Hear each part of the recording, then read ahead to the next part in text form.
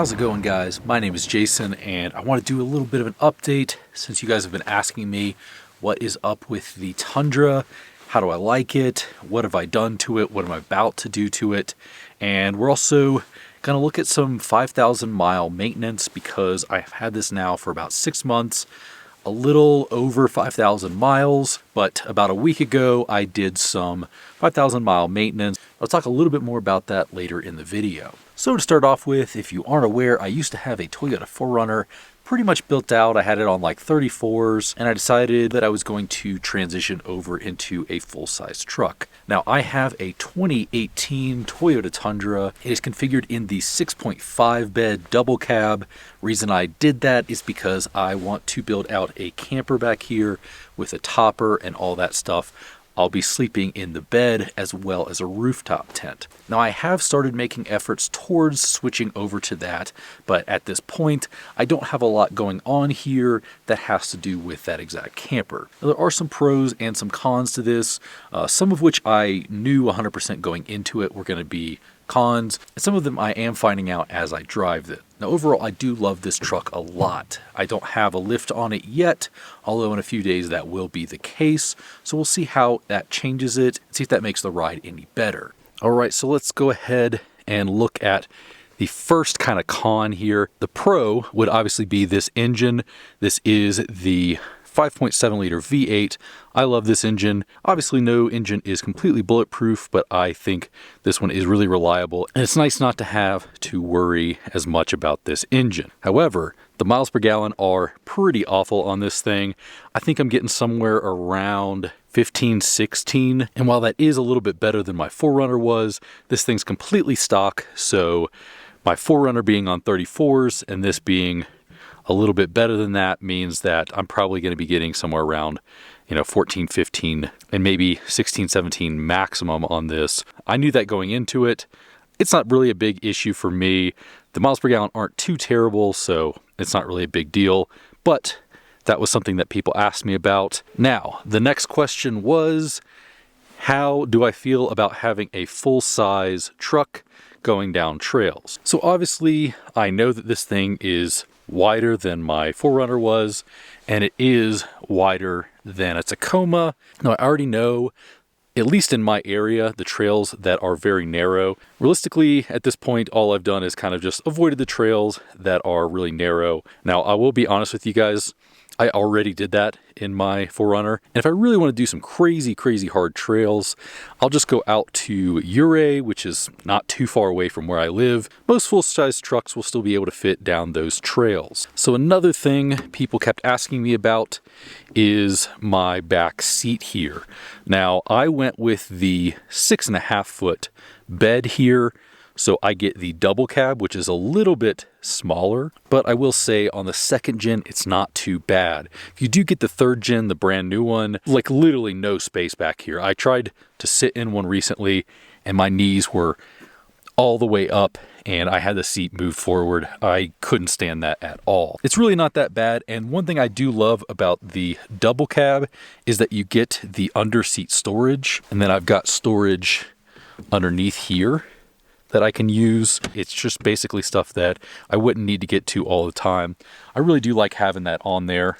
So yeah, back seat, double cab, no big issue. Now, to talk about the biggest con of this truck, or from what I've seen on forums, a lot of different trucks. This is something that I never experienced growing up because every truck I drove growing up, I didn't live somewhere that had concrete roads. You may live somewhere that doesn't have that, and if that's the case, then you don't have to worry about this. However, bed bounce. This is something I really did not know I was going to run into at all when I was buying this truck. I live in Colorado. If you live in Utah, some of the other states out here in the West, you're gonna probably run into this. And the first time I noticed it, I was blown away that this was acceptable for a truck to experience. Every time I'm driving down a regular road, this thing is super smooth, no issues. Now, the second I get onto that concrete, it is twerking, it's shaking. And that shake is pretty bad. If I'm in a really rough patch, I mean, you can hear my voice just the whole time. I will be going with the suspension soon. I'm hoping with that and like some shackles, some other stuff, you know, I will be able to fix that. I need you guys' help. If you have had this problem in any truck, especially full-size truck, the truck is long, so it hits weirdly in between the concrete patches and basically creates this wobbling effect. If you have that and you've figured out how to fix it, please comment below. Or if you're trying to figure out, comment below and say, hey, I'm looking to figure out how to fix this. And I'll try to update you once I get the suspension, the shackles, and all that. Now, I will say the more weight I have in the bed, the better it is. So I had a tent on here recently and it was a lot better. If I got some drawers back here, maybe that would also help. But at current, it is pretty bad, and it is really the biggest detractor for me of this truck. All right, so now I want to talk a little bit about some maintenance that I'm doing at 5,000 miles. And there is some debate on when exactly you should do the intervals on this. Now, oil changes, some people say 10,000 miles. I like to keep it at 5,000 miles just because I do a lot of off-road miles and, you know, I put it through its paces. So what I'll typically do is all around the same time, the cabin air filter, and then I will check and make sure that the air filter is good. This time I checked it, it was perfectly fine, so I didn't change it. Maybe I'll change that every other interval. Now, it does bring me to the sponsor of today's video, and that is going to be Techron. All right, guys, so because I bought a 2018, it is a little bit older. You know, we're talking about 5-6 years. It's not super high miles or anything like that, but at the end of the day, if you buy a used car, the only thing you have to go off of on the records is essentially a Carfax. So to make sure that I keep this thing running smooth, I am going to go ahead and start off with a regimen of adding a fuel system cleaner here. So once I've finished up all the filters and changed the oil, I am going to go ahead and add this to the gas tank. And then after that, about every season, I will add another one of these. So over the years, running all sorts of different fuel in here, you can potentially run into buildup in the engine, in all of the little components in here. It's going to clean out your injectors, intake valve, as well as your combustion chamber. This complete fuel system cleaner here was rated best overall fuel cleaner by CNET, and for that reason I went with Techron. Let's go ahead and show you guys how to do this. It's really just one step. Remove this lid here. You'll have a little piece of cover on this. Once you remove that, we'll go ahead and place it in there. All right, so let's go ahead and talk about what I have done to the vehicle so far, what is planned in the very near future, and then I'll kind of leave it open to some answers about things I want to do in the future and I have not yet allocated resources towards. All right, so let's go ahead and start off up front. And first of all, we are gonna talk about this Pro grill here. Now, I picked this up from Running for Tacos. You can get yourself one down below if you have really any truck in the Toyota market, and I believe if you use my code, you get 10% off. What I do really like about this is it completely deletes the chrome out of the grill here, and it does create a way of you to color match this. It's actually really easy. You just pop this thing off here on the top, swap that out. Same on the bottom, and you do get to retain a sensor here, and I've not had really any issues with that. I also did paint the bumper here because I don't have my full-on bumper yet. I will have that at some point soon. So in the meantime, I just went ahead and blacked that out. So I got rid of the chrome. Speaking of, down here I have added the Morimoto lights in here. These things are super bright. Honestly, these are brighter than my brights in my factory, brighter than any of my lights. It is pretty dang wild. So up here I also do have the Morimoto 2-bangers, and I will have a video showing you how I'm going to install those to have right and left being two separate lights. So these lights are super bright, and I do really like this low profile look of the 2-banger. On my 4Runner I had the 4, so it was a little bit bigger. I do like this lower profile. This install is super easy. I went ahead and run this into a Garmin power switch. So I will be using a Bluetooth technology rather than actually piercing the firewall like I did on my last one. It just keeps it a little bit safer and a little easier to use. And it is a little bit easier to install than some of the ones where you have to pierce the firewall. The only downside to it is that you have to use Apple CarPlay or your phone to turn that on rather than having a physical switch inside. So as I showed you guys last time, I did black out the emblems. Nothing different there. Those are holding up fine. Now down here is something I'm a little bit iffy about, but I still have the factory step while I'm waiting on my rock sliders. I went ahead and just plasti dipped this black, and it is not holding up well at all. There's little pieces of chrome showing through, but in the meantime, I'm going to keep that on there. Now I may be going out to Moab soon, and if I do that, I will remove these. They are actually more dangerous to you than not having anything there. Now, when it comes to the interior, I really haven't done a ton, other than I did add the Desert Does It panel down here. Now, I had this in the 4Runner as well, but this just fits so nicely in the Tundra. I won't talk about this on YouTube, but I think you can tell what it is. But that sits really nicely under there. It sits right between my legs, and if I really need to get to it, I can just reach down and grab it really quickly. I also keep my knives down there and my Gerber multi-tool here, as well as my Olight and some other knives as well. I did get the seat jacker version, but you can do it without the seat jacker. I just like the position of the seating a little bit better with that. Put a link to this below. This has held up really great. Back here, the only mod I've really done is adding this headrest kit right here. It's got a bunch of stuff you might need while you're out, camping. It's really easy to grab. Basically, there's a little clip, hit that, and you can pull that down. So essentially, you've got tourniquets on here, so you got gauze, you got a lot of different stuff in here that you can use. Don't get stuff you're not trained on.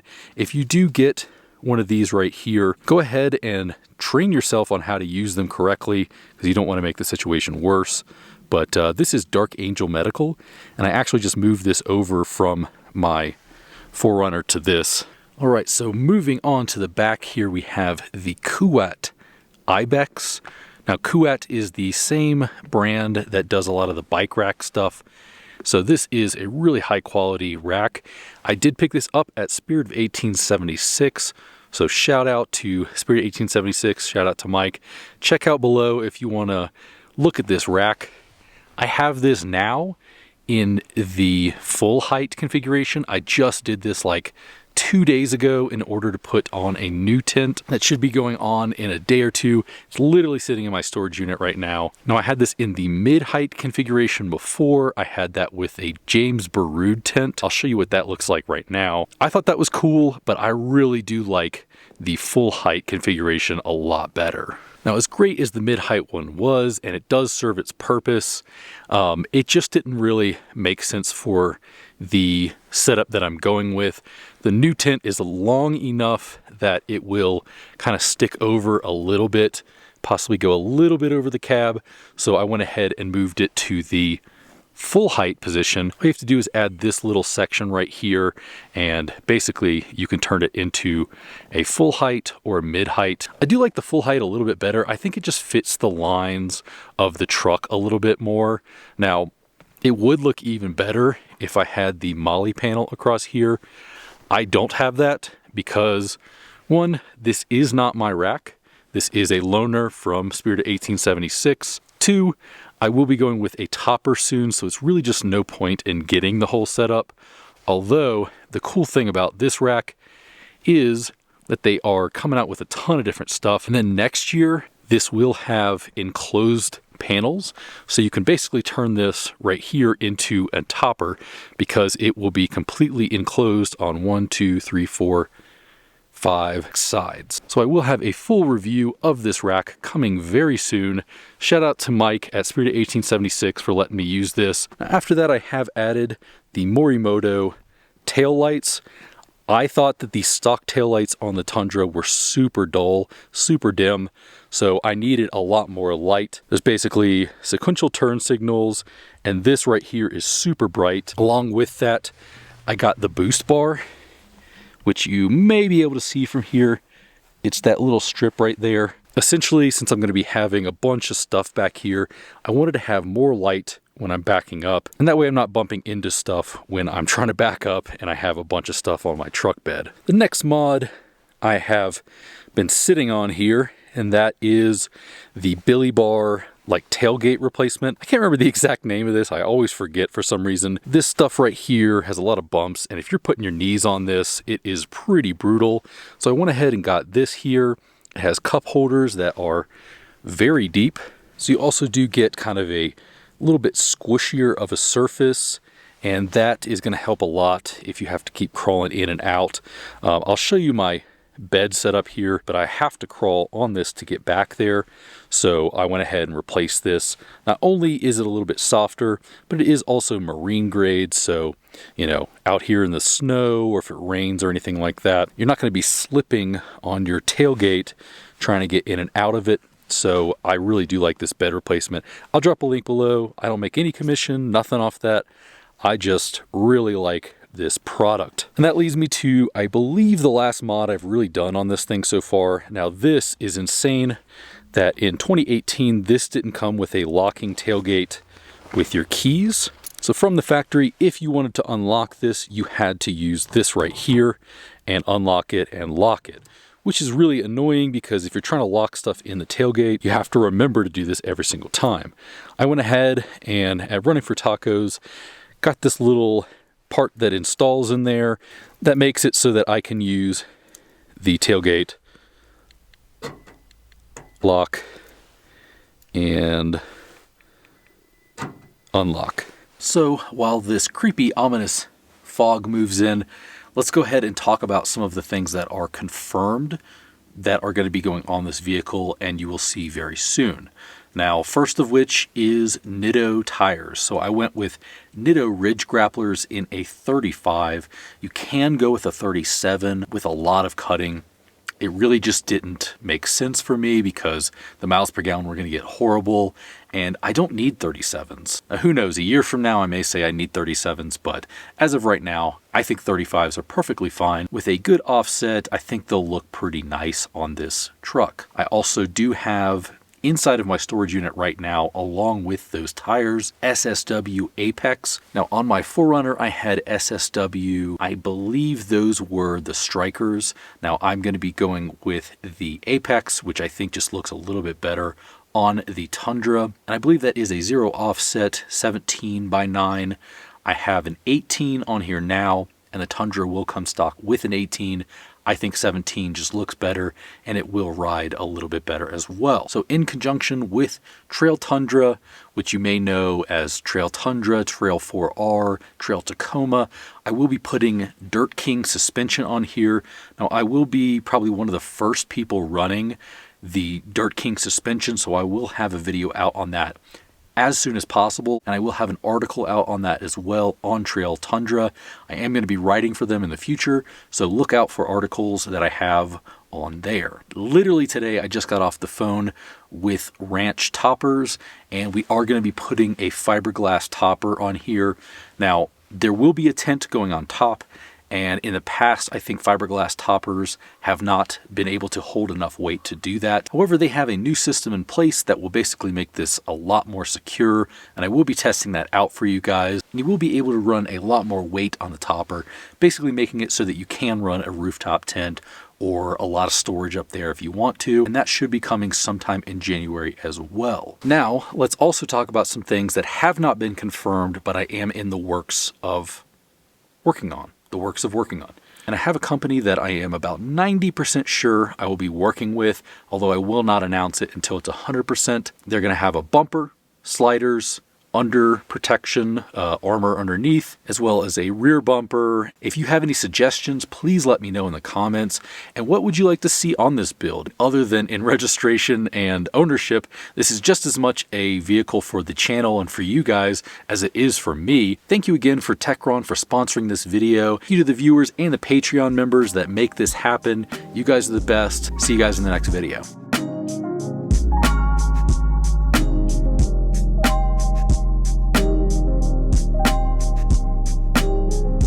Best overall by CNUT. a Bluetooth technology. The Bluetooth device is connected successfully.